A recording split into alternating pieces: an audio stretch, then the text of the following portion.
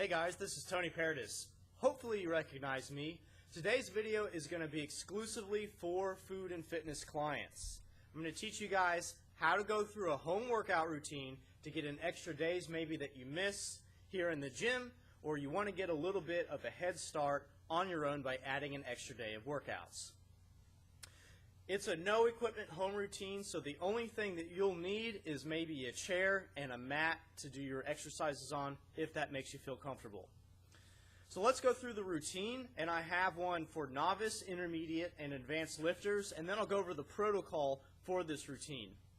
On separate videos, which I'll link here within and down below, I'm going to take you through each of the routines. So we'll do a novice, an intermediate, and advanced routine that you guys can check out later. But this is just going to be the overview.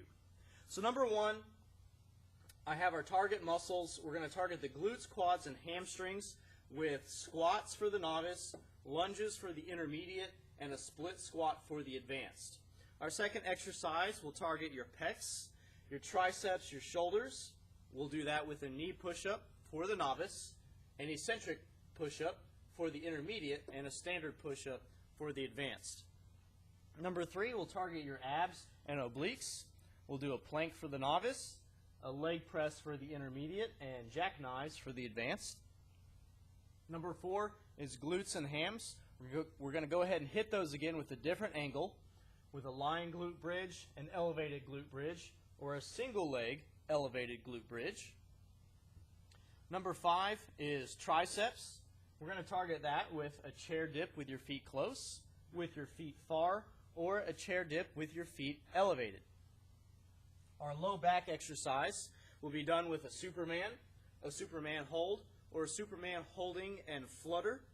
And finally, number seven, we'll target your heart, which is a muscle, with a 15 to 30 minute walk for the beginner, a 10 to 30 minute jog for the intermediate, and for the advanced, we're going to do suicide sprints. Don't let the name put you off. And we're going to do 5 to 10 of those.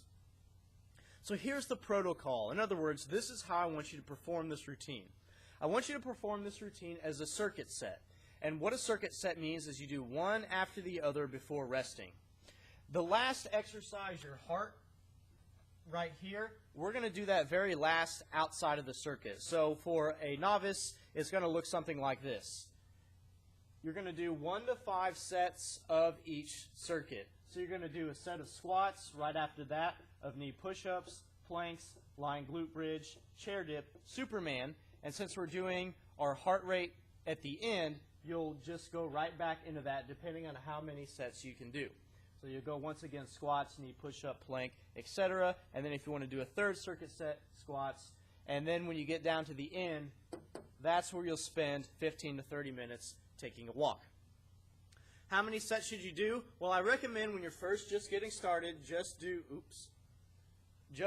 one set. Okay? You can do all the way up to 5 sets or 5 circuits of this routine. You can perform 6 to 20 reps of exercises that require reps. For example, squats would be a rep exercise, or hold 10 to 30 seconds for a holding exercise. For example, that would be something like your Superman or your Superman hold. If I tell you to hold the exercise, you're going to do that for 10 to 30 seconds. Okay, and I just covered this. You want to perform your heart rate training after the circuit training is complete. So you'll go through everything a certain number of sets, and then the last part of that exercise is going to be walking, jogging, or your suicide sprints. As always, avoid pain. Avoid any kind of joint pain. If you feel it in any exercise, if you're worried about either your vertebral discs, if you're worried about your knees or anything, just don't do that exercise. Do a substitute, or better yet, talk to one of your wonderful personal trainers at Food and Fitness on something else you can do at home. Always use good form. If your form starts suffering, if you start doing some sort of fish flop routine to get your push-ups out, stop doing it. You need to always use good form. And I recommend performing this routine on non-consecutive days in between both weight training and just the circuit by itself. So you may want to do something like Monday, Wednesday, Friday. If you're going to go into food and fitness and get a workout here on Wednesday, I don't recommend making yourself super sore on Tuesday before you can come in and train with your trainer. So you're going to want to do these on non-consecutive days, and that's what I mean by that. Okay, so if you have any questions, you can email your trainer, call your trainer, just let them know, and we'll go ahead and get to the actual demonstrations of the workout routine, which I'm going to link down here below, and also, if I figure it out, I'll put some pop-ups here on the video. So once again, these are the target muscles. I'm going to write all this down below in text as well. You can do a novice, intermediate, or advanced routine. Go ahead, and you can also do a hybrid. You may be novice on squats, but advanced on your ab or oblique exercise. Just go ahead and move on to the next exercise once you can perform 20 reps of that exercise with relative ease, or if you just want to go ahead and give it a try, nothing wrong with trying things out as long as you're avoiding pain and using good form. Thanks, and now what I want you guys to do is go ahead and check out the video on how to perform your exercise, and you guys can follow me along with that.